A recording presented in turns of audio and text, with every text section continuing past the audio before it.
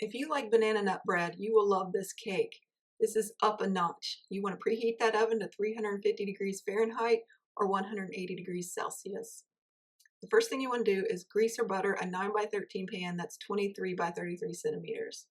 You can use the butter wrapper if you like, or you can use cooking spray as long as it's not a nonstick surface. In a small bowl, you want to add 2 tablespoons of flour, that's about 19 grams, to 1.5 cups of chopped walnut pieces, that's 170 grams. And you want to just toss it until the flour coats the nuts evenly. And then you're just going to set that aside. At this point, you want to mix 2.5 teaspoons of baking powder, 10 grams, 1 teaspoon of salt, 5 grams, 1 teaspoon of cinnamon, 2 grams, and you want to use 2.5 cups of flour, 375 grams. Now, if you have self-rising flour, skip the baking soda and salt. You want to mash 3 large bananas or 270 grams with a fork until you get a nice smooth consistency. Now, when it comes to the type of banana you want to use, you can use a ripe banana or one that's overly ripe. A ripe banana should have a very nice yellow skin and very little browning. Now, the benefit of this type of banana is it does have less sugar, but it also has less flavoring. So the more speckled it is, the more brown spots you have, the more flavoring it will have, but it will have more sugar content.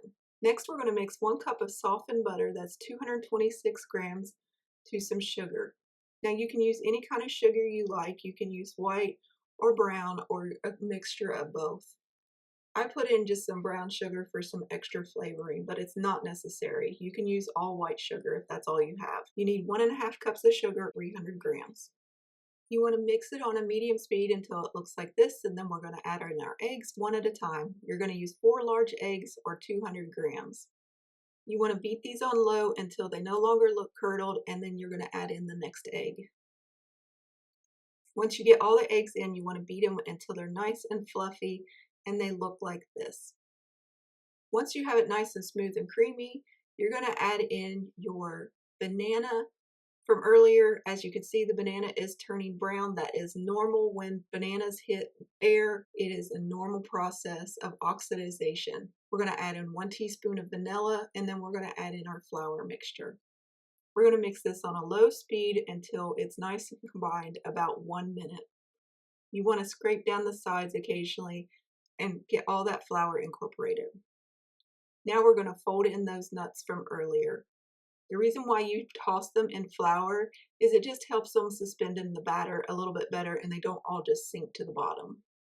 This is a really thick mixture, and you're just going to put this into your greased pan from earlier and spread it out evenly the best you can.